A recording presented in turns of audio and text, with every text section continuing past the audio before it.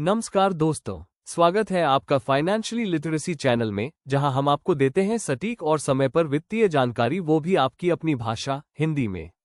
दोस्तों, आज की वीडियो में हम बात करने वाले हैं एक बेहद महत्वपूर्ण और दिलचस्प विषय पर। आज तारीख है 6 मई 2025 और शेयर बाजार में फिर से हलचल मच गई है। आप सभी जानते हैं कि शेयर बाजार दिन प्रतिदिन हमारे निवेशों और भविष्य के लिए बहुत मायने रखता है। लेकिन आज हमें बाजार में कुछ ऐसी घटनाएं देखने को मिल रही हैं जो निवेशकों के लिए चिंता का विषय बन सकती हैं। सबसे पहले बात करते हैं निफ्टी और सेंसेक्स की गिरावट की।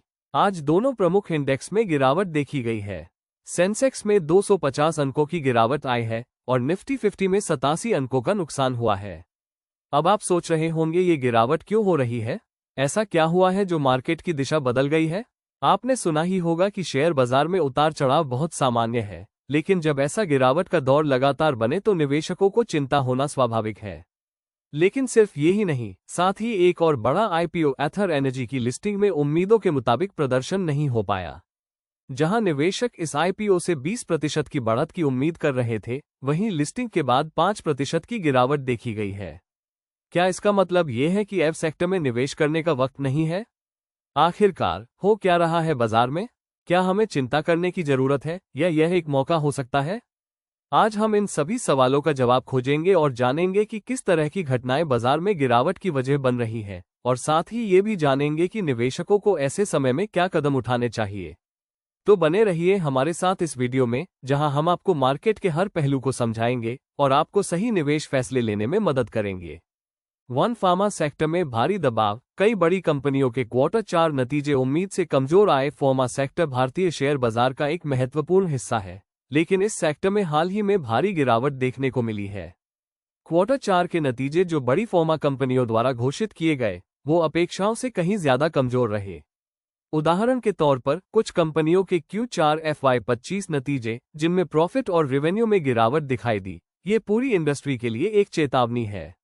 डॉक्टर रेड्डीज, सिप्ला और एलेवा जैसी कंपनियों ने अपने आर्थिक परिणामों में गिरावट दिखाई, खासकर यूएस मार्केट में कम जबरदस्त मांग के कारण। नए जेनेरिक ड्रग्स की बिक्री में कमी और फॉरेन एक्सचेंज दरों में उतार चढ़ाव भी इन कंपनियों के लिए एक बड़ी चुनौती बने हैं। इसके अलावा कोविड-19 महामारी के बाद जहां फार्मा सेक्टर को राहत मिली थी, अब एंटीबायोटिक्स और वैक्सीन जैसे उत्पादों की डिमांड पहले जितनी मजबूत नहीं रही, जिससे मुनाफा घटा है। यही कारण है कि फार्मा इंडेक्स में पिछले कुछ हफ्तों से गिरावट देखने को मिल रही है और निवेशकों में अनिश्चितता बढ़ गई है। 2 मिड कैप और स्मॉल कैप शेयरों में बिकवाली। निवेशक रिस्क नहीं लेना चाह रहे। जब से सेंसेक्स और निफ्टी 50 में गिरावट का सिलसिला शुरू हुआ है, तब से मिड कैप और स्मॉल कैप स्टॉक्स में भी भारी बिकवाली हो रही है। मिड कैप और स्मॉल कैप शेयरों में वोलाटिलिटी, उतार चढ़ाव बहुत ज्यादा होता है, और ऐसे समय में जब बाजार में मंदी या गिरावट होती है तो निवेशक इन शेयरों से भागने लगते हैं। मिडकैप शेयरों में गिरावट का मुख्य कारण कमजोर Q4 नतीजे, सप्लाई चेन में समस्याएं और बैंकिंग और फाइनेंस सेक्टर में कड़ी नीतियां हैं। छोटे स्टॉक्स में निवेशकों का भरोसा इस वजह से टूटा है क्योंकि इन कंपनियों का कैश फ्लो और प्रॉफिट अस्थिर होते हैं, जो इस समय अधिक रिस्क पैदा कर रहे हैं। इसके अलावा बाजार की अनिश्चितता और वैश्विक मंदी के प्रभाव से निवेशक जोखिम लेने में सतर्क हो गए हैं। ऐसे में वो उन सेक्टरों में निवेश करना पसंद कर रहे हैं जिनमें स्थिरता हो, जैसे कि बड़ी एस्टैब्लिश्ड कंपनियां और सेंसेक्स लिस्टेड स्टॉक्स। 3 एथर एनर्जी आईपीओ की कमजोर लिस्टिंग। जहां उम्मीद थी 20% की बढ़त की, वहीं लिस्टिंग के बाद 5% गिरावट देखी गई। एथर एनर्जी, जो एक प्रमुख इलेक्ट्रिक व्हीकल एव निर्माता कंपनी है, ने अपना आईपीओ हाल ही में लॉन्च किया था। इस आईपीओ को लेकर निवेशकों के बीच भारी उम्मीदें थीं, क्योंकि एफ सेक्टर में बढ़ती डिमांड के कारण कई कंपनियों को भारी सफलता मिल रही है।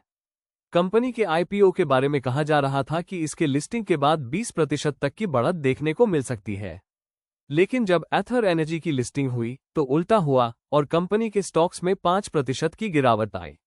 इसका मुख्य कारण था कंपनी की व्यावसायिक रणनीति और प्रॉफिट की उम्मीद, जो निवेशकों को आकर्षित नहीं कर पाए। एफ सेक्टर में हाई हाइप होने के बावजूद एथर एनर्जी अपनी योजनाओं में बहुत बड़ी वृद्धि या नवीनता नहीं दिखा पाए। इसके अलावा कंपनी की मूल्यांकन रणनीति और कंपनी के विकास की दर पर कुछ सवाल उठे हैं। कई निवेशकों ने अनुमान लगाया था कि इस आईपीओ से अच्छे रिटर्न मिलेंगे, लेकिन जैसा कि हम जानते हैं, एफ बाजार में काफी प्रतिस्पर्धा बढ़ रही है और एथर एनर्जी को अपनी जगह बनाने में कठिनाई हो रही है। इन कारणों ने निवेशकों का आत्मविश्वास थोड़ा हिला दिया है, जिससे शेयर की लिस्टिंग के बाद कमजोरी देखी गई। निष्कर्ष दोस्तों, ये समय निवेशकों के लिए काफी चुनौतीपूर्ण हो सकता है, खासकर फार्मा और mid cap small cap sectors में। साथ ही एथर एनर्जी जैसे एफ सेक्टर की कंपनियां भी हाइप के बावजूद पूरी तरह से अपेक्षाओं पर खरा नहीं उतर पाई है। लेकिन घबराएं नहीं, अगर आप लॉन्ग टर्म निवेश की रणनीति अपना रहे हैं तो ये गिरावट आपके लिए एक अच्छा मौका बन सकती है। इस गिरावट का एक कारण ग्लोबल मार्केट भी है, जहां यूएस और एशियन मार्केट्स में भी दबाव देखने को मिला है। क्रूड ऑयल प्राइसेस में उतार चढ़ाव, यूएस बॉन्ड यील्ड्स में तेजी, जियोपॉलिटिकल टेंशन्स का असर, ये सारी चीजें भारत के बाजार को भी प्रभावित करती है। अब सवाल ये उठता है, क्या करना चाहिए ऐसे समय में? घबराएं नहीं, ये गिरावट लॉन्ग टर्म निवेशकों के लिए एक अच्छा मौका हो सकता है। सीप चालू रखें, ये मंदी के समय ज्यादा यूनिट्स देती है। क्वालिटी स्टॉक्स और म्यूचुअल फंड्स में निवेश जारी रखें। दोस्तों, अगर आपको आज की ये डिटेल और सटीक जानकारी पसंद आई हो तो कृपया इस प्रयास को थोड़ा सा प्यार दें। वीडियो को जरूर लाइक करें, क्योंकि आपका एक लाइक हमें मोटिवेशन देता है और बताता है कि हम सही दिशा में काम कर रहे हैं। इस वीडियो को अपने दोस्तों, परिवार और उन सभी लोगों के साथ शेयर करें जो शेयर बाजार, निवेश या आईपीओ में रुचि रखते हैं, ताकि वो भी इस जानकारी का फायदा उठा सकें। और अगर आप चाहते हैं कि आपको हर दिन इसी तरह की सटीक, निष्पक्ष और भरोसेमंद फाइनेंशियल जानकारी हिंदी में मिलती रहे, तो अभी के अभी चैनल को सब्सक्राइब करें और बेल आइकन दबाएं, ताकि कोई भी अपडेट आपसे छूट न जाए। और हाँ, एक छोटा सवाल नीचे कमेंट करके हमें जरूर बताएं कि आपने एथर एनर्जी के आईपीओ में हिस्सा लिया था या नहीं। अगर लिया था तो आपके क्या एक्सपेक्टेशंस थे और अब आप कैसा महसूस कर रहे हैं?